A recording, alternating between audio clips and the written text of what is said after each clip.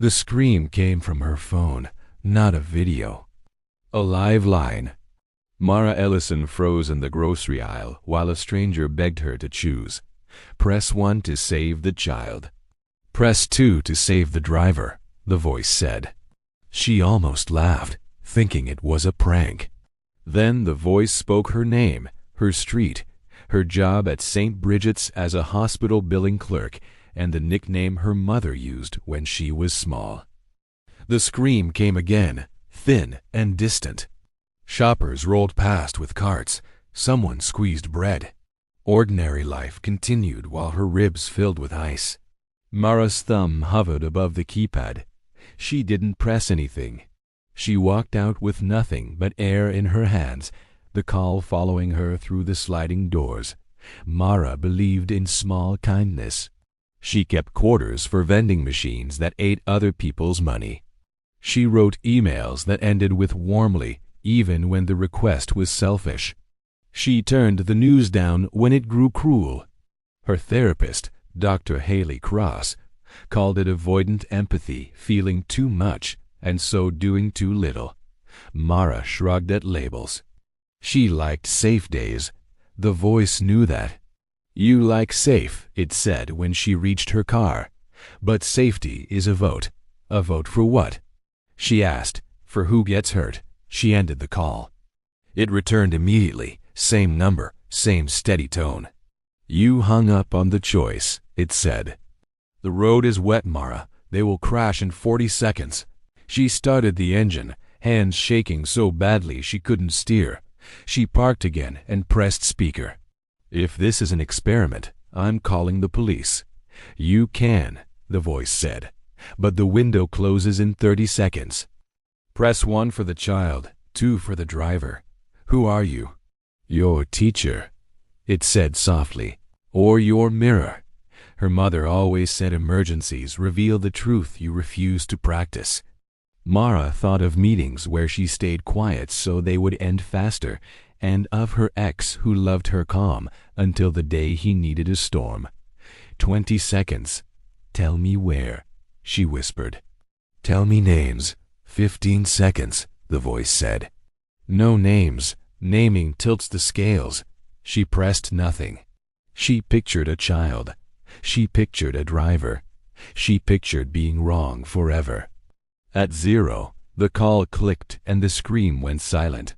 Her screen showed a pin near the river bridge and a sentence, you chose. She drove there as rain began in thin, nervous lines. Blue lights flashed and traffic crawled. A small sedan had hit the guardrail. A fire crew worked in the urgent choreography of people who practice for catastrophe. 2 stretchers. One tiny, one not. A woman sobbed into a paramedic's jacket. Mara parked on a side street and stared through the wet windshield, cold spreading from her chest to her hands. Her phone buzzed. A photo appeared, her in the grocery aisle, caught between oranges and onions, thumb raised. Another text followed. Part 1 complete. Do not call the police. You are a participant. She wanted to throw the phone into the river. Instead, she walked toward the bridge because walking felt like resistance to the trembling that made her knees unreliable. A man with an umbrella looked at her and then away, the city's favorite reflex. She reached the barricade and watched firefighters lift the small stretcher into the ambulance. The doors closed with a soft, final thud like a letter being mailed. The next text, the driver died. The child lives. You chose the child. Mara wanted to say, I didn't. But she knew. Not pressing was pressing. Avoidant empathy counts as a vote. A paramedic caught her eye, as if hearing her thoughts, and nodded once, a human flicker inside cold math. She drove home in silence, left her shoes on the mat, and sat on the hallway floor with the lights off. The apartment smelled like detergent and cinnamon. It looked like a set from a show about a better person. She thought of the woman who had sobbed into the paramedic's jacket and wondered if she was a wife or a mother or both. She wondered if the driver had a backpack in the trunk with dry clean slips and crumpled snack wrappers. Her phone buzzed again. Welcome to the threshold study. The text read. This is a series of scenarios, measuring moral choices under ambient stress. You are not in danger. You are important. Do not seek US. Reply ready to continue. Mara hated the word study, but she hated the word coward more. She typed ready with stubborn fingers. A minute later, an email arrived with a bland signature research collective, civic response unit, and a consent packet she didn't remember approving. It described anonymity, replacements, compensation, and oversight. One line stuck like a fishbone. Your actions will have real outcomes. Simulated harm is not part of this design. She imagined Dr. Cross's voice. This is coercive. This is abusive. This is not your responsibility. But the email included a link labeled ethics. The pages used plain, chilly language about bystander inertia, social obedience, and the psychology of evil in ordinary life. She recognized phrases from books she skimmed and talk she half-watched while frying eggs. Badness wasn't a monster. It was a hallway of small doors. Today, she had walked through one by standing still. The study offered an exit. If at any point you wish to withdraw, text stop. Mara tried to type stop, and her thumb would not move. A new notification pinged. Thursday, 7:10 a.m. Hospital parking garage. Dress warm. Come alone. Do not discuss. She slept 90 minutes and dreamed of oranges, rolling across wet concrete, each making the same soft thud as ambulance doors. The next day at work, she avoided headlines. She filed codes and sent warm emails. Her coworker Jess asked if she would join the fundraiser planning group. Mara told her maybe next time. Jess smiled the way people do when they've stopped believing in next time. At lunch, Mara reopened the consent packet until the words felt smooth like river stones. She was already enrolled. That was the truth. On Thursday, she walked into the hospital garage before dawn, breath pale in the cold. A man in a maintenance jacket stood beside a sedan with hazards blinking. "Dead battery," he said. "Can you help?" She knew this was the study, and also that sometimes a dead battery was just a battery. She stepped forward. He handed her cables. Another car rolled up, then a third, like a scene building itself from muscle memory. Her phone vibrated in her pocket, but she didn't look. The man nodded to a woman holding a clipboard. The woman nodded back. Then the phone rang the same number as before, and the garage turned into a choice again. "Good morning, Mara," the voice said. "2 patients, 1 ventilator. You have 3 minutes to decide who receives it." Mara stared at the cars, the faces, her steaming breath. "I'm not a doctor. That is part of the stress," the voice said. "Information is limited. The choice is real. You may ask 3 questions." She swallowed. "Ages? 1 is 22. 1 is 61. Prognosis? Both can live with immediate support. Without it, 1 will die within an hour. Dependence? Unknown. Then how? 40 seconds, the voice said. She pressed her palm against the cold hood of a car as if touching metal could steady ethics. The 22 could live decades. The 61 might be someone's only home. She thought of the woman at the bridge. She thought of the driver's unseen backpack.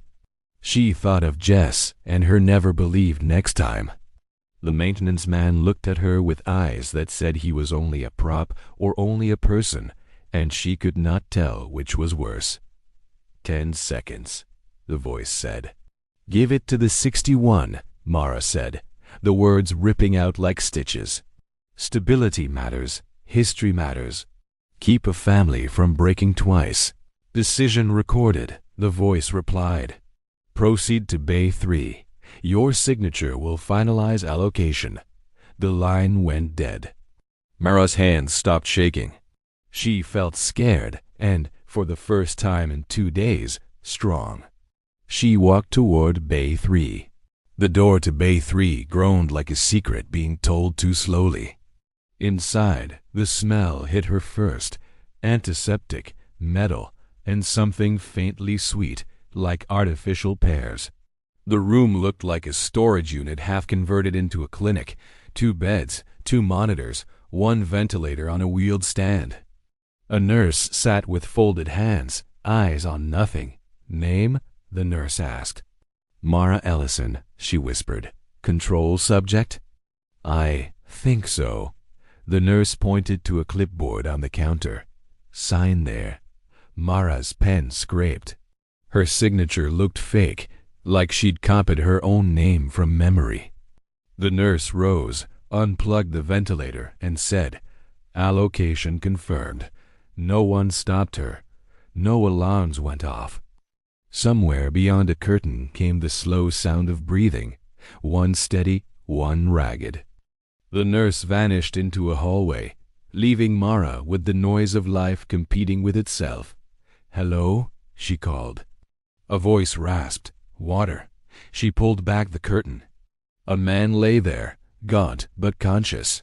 His chart read Alan Wren, 61. The other bed held a girl, asleep or worse. Her wrist bandaged with tape-printed Subject B, 22. The machine between them hummed like a coin spinning. Mara filled a cup from the dispenser and held it to Alan's lips. "You're safe," she said, because that was the only mercy she had. He blinked slowly. "Which one are you?" "What do you mean?" "The chooser," he said. "They told us someone would come." Her mouth went dry. "They told you?" "That someone would weigh us." His eyes closed. "You did well." "She's still breathing."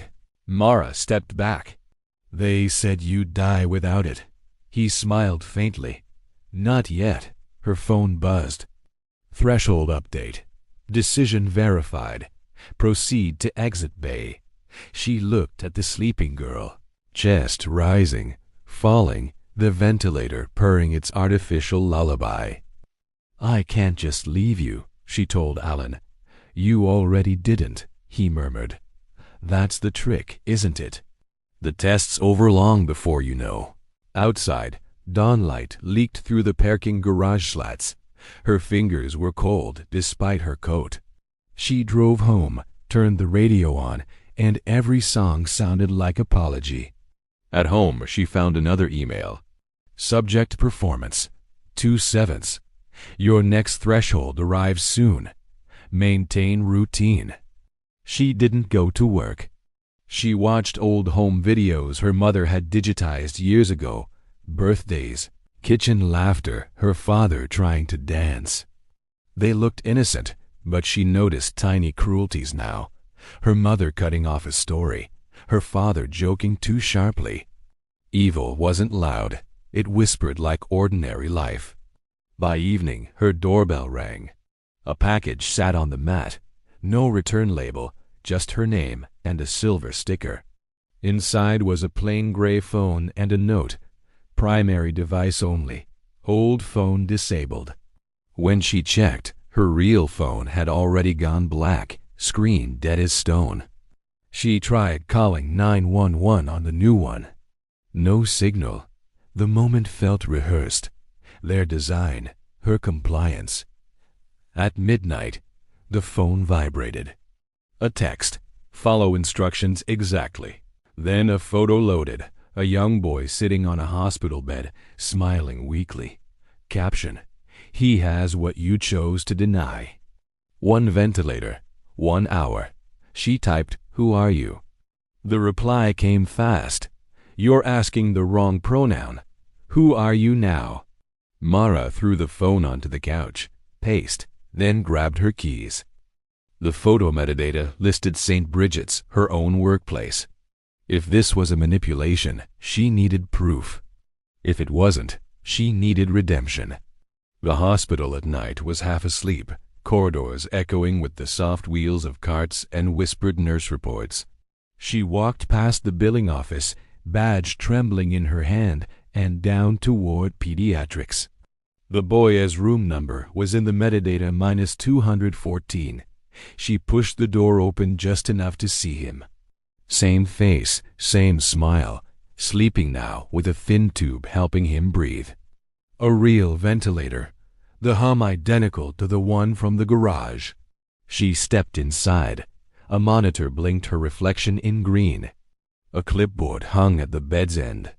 Diagnosis, treatment plan, signed by Dr. Haley Cross, her therapist. Mara froze. That couldn't be real. But the signature looped exactly like Haley's notes. Her phone vibrated. Do you trust her? A sound behind her. Footsteps. Mara. It was Haley in scrubs. You shouldn't be here. Mara's throat closed. You signed this. I consult for a study. You weren't supposed to know that. What study? The Threshold Project. Haley moved closer, palms up. They said you'd handle it well, that you needed structure. You called me avoidant, not insane. I called you empathic. They needed empathy to test moral fatigue. That's all. Mara stared. You let them use real people? They're volunteers. Compensation. Oversight. Someone died, she shouted. A driver. Haley flinched. Accident variables are monitored. Mara backed toward the hallway. Turn it off. End it. It doesn't work that way. Her phone pinged again. 1 minute. The ventilator beeped, louder now. The boy's pulse danced red on the monitor. Haley stepped toward the wall panel. Let me. The lights flickered out. In the dark, machines kept breathing. Mara fumbled for her phone. The screen glowed with a countdown. 0:59. 0:58.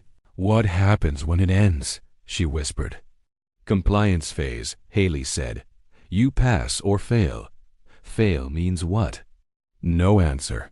At 0:30, the phone buzzed. Press green to continue ventilation. Press red to terminate. 2 buttons glowed on screen. Haley said softly, This is still data. You can walk away. They'll replace you. Mara's thumb hovered. He's real, isn't he? Haley didn't move. 0:10. You wanted me to face choices, Mara said, voice breaking. Here's one for you. She handed Haley the phone. Press it. Haley's eyes glistened. That's not my role. It is now. 0 minutes 3 seconds and 0 milliseconds too. Haley pressed green. The lights returned. The ventilator steadied. The countdown froze. Mara sank into the chair, sobs silent, hands over her face. Her phone pinged a final line. Decision transferred. You escalated the threshold. Part 3 inbound. Outside. Dawn bled faint pink into the windows. Haley whispered, They'll call you again. Mara said, Then I'll answer. She didn't know if that was courage or surrender. Maybe the difference was gone. For 3 days, the phone stayed silent. Mara thought maybe it was over, that the experiment had swallowed her data and moved on to the next subject. She almost felt grateful for the silence, like a body thankful for pain's absence. But silence, she soon realized, had weight. It pressed down. It waited to be answered. On the 4th night, at 3:11 a.m., the screen lit up again. Threshold 3. Emotional transfer. Prepare. She sat up in bed. The apartment was dark except for the blinking light on her coffee machine, always flashing 12 like a heartbeat. She texted back, What does that mean? The reply came instantly. Someone will call you soon. Their fate depends on your voice. Do not reveal your name. Mara didn't move. Didn't breathe. The phone rang. She answered. A woman's voice came through, shaky, tired, fragile. Hello? Who's this? I don't know, Mara whispered. They told me to speak to whoever picked up, said you'd help me. Mara swallowed. What do you need? They said I have to confess something. That if I don't, someone gets hurt. But I don't even know what they want. Mara felt her pulse racing. She recognized the tone, panic laced with guilt. The kind of guilt that begged for permission to disappear. "Tell me what happened," Mara said softly. The woman's breath hitched. "I hit a man with my car 2 nights ago. I didn't stop. I panicked. He was just lying there." Mara's skin went cold. The driver. She forced air through her lungs. Where? Near the river bridge. Her stomach turned. The woman kept speaking. "I told myself maybe he was okay. But they called me tonight. Said you'd decide whether I turn myself in." Mara shut her eyes. The study was circling back. A closed loop tightening. "Do you want to confess?" she asked. Silence. Then, "I don't want to ruin my life." A new text buzzed on Mara's phone while the woman still breathed through the line. "If she confesses, she will be charged. If she doesn't, someone else takes the blame. You must guide her. 5 minutes. Listen," Mara said. "You have to tell the truth. You have to." "I can't," the woman sobbed. "They'll find out who I am. Then someone innocent will suffer.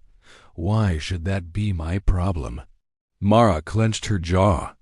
"Because you caused it." "Maybe," the woman said, voice cracking. "But you chose it." Mara froze.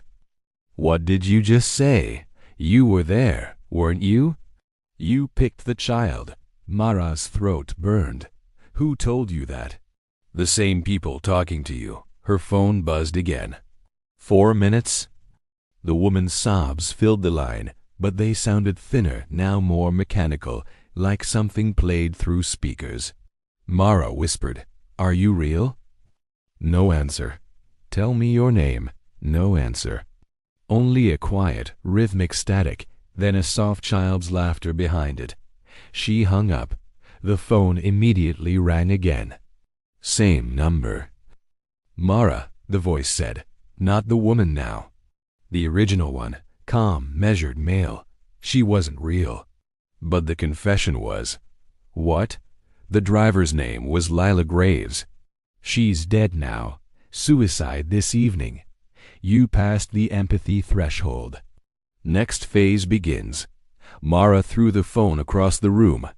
It hit the wall, landed on the carpet, and kept buzzing like an insect refusing to die. She screamed into her hands until her throat scraped raw. When she finally looked up, the TV turned itself on static first. Then a split image. Mara in her living room, live from a hidden camera. A faint voice came through the static. "Observe your behavior under moral isolation." Her breath caught. "You're filming me?" "We're studying you," the voice said. "This isn't science. It's evolution." Mara yanked the camera plug from behind the TV, but the image persisted on the screen, her movements mirrored with a half-second delay. "Stop this. Finish it," the voice said. "Final verification tomorrow night. Sleep." The screen went black. She didn't sleep. She sat by the window, staring at the streetlights flickering like nervous eyes. Every passing car made her flinch. Her mind replayed Lila's confession, her words, her tone. Maybe she'd really called. Maybe the study used her death to test guilt. Mara couldn't tell anymore. By morning, she packed a bag, wallet, ID, toothbrush. She took the gray phone, dropped it into a drawer, and slammed it shut. She left for the mountains 2 hours north, where her father had once taken her camping. There was no signal there. She wanted trees, silence, anything without choices. But halfway up the highway, she noticed a black SUV in her mirror. It stayed 3 car lengths behind for 30 miles. When she took an exit, it did too. Her chest tightened. At a gas station, she parked, stepped out, and pretended to stretch. The SUV idled across the lot, tinted windows, no plates. She walked inside, grabbed coffee she didn't want, and when she came out, the SUV was gone. For a brief second, she laughed. Maybe paranoia was easier than obedience. She climbed back into her car. Then her phone buzzed from the glove compartment, her real phone. The one they'd disabled. She pulled it out, screen cracked, somehow alive again. One notification glowed. Location verified. Do not run. Final threshold initiating. Her laugh died. She looked at the trees bending in the wind. A storm was coming. She thought about throwing the phone out the window, but instead answered the new call that came through. Running was predictable, the voice said. That's why we let you. What do you want from me? Completion. Acceptance. Of what? That everyone is capable of cruelty when convinced it's moral. She gripped the wheel. You want me to believe I'm evil? We want you to see it. The line clicked. Then a new voice came through, small, trembling. A child. Miss Mara? Her stomach twisted. Who is this? I'm the boy from the hospital. She swallowed. Are you okay? They said you can help me. That someone's coming to hurt me. Her vision blurred. Where are you? In a car. It's dark. The voice in her ear returned cold, clinical. The car is yours, Mara. Look behind you. She turned. The SUV headlights blinked on 50 feet away. Her pulse thundered. She dropped the phone, threw the car into reverse, and the world exploded into sound sirens, shouting, brakes screaming. The SUV didn't chase her. It just followed, slow and patient. The voice said, This is your spiral test.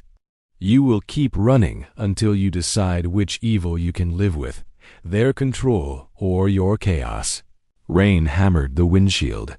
The highway ahead blurred into silver and shadow. Mara whispered to herself, If I stop, they win. If I drive, I lose. The voice spoke again, almost gently. There is no winning, Mara, only choosing. She pressed the accelerator. Rain blurred the night into streaks of silver and black. Mara's hands gripped the wheel until her knuckles turned white. The SUV's headlights followed her like twin eyes that never blinked. Every turn she took, it matched. Every speed change, it mirrored. The road narrowed into a forest tunnel, trees bending in the wind like watchers whispering among themselves. Enough, she screamed into the rain. What do you want from me? The phone on the seat lit up. Final threshold, acceptance or erasure. Stop the car. Mara slowed. The SUV stopped behind her, idling.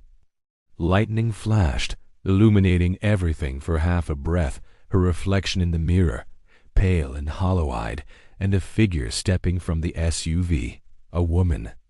No coat, no umbrella, just standing in the storm. When she came closer, Mara recognized her instantly. It was herself. Or someone built from her face, same eyes, same scar on the eyebrow from a childhood bike crash, same trembling mouth. Only colder, straighter. Get out, the double said. Mara opened the door, stepping into the freezing rain. You're not real. I'm what's left, the double replied. The version that stopped hesitating. This is another test. Every moment is a test, the other said. They just started grading yours. The SUV's headlights dimmed. The forest went eerily still except for rain tapping leaves. Mara wanted to run, but her feet were roots. What happens if I walk away? She asked. You don't, the double said. They delete you. The data, the footage, every trace. You'll be another control subject who failed to evolve. And if I stay? You join them.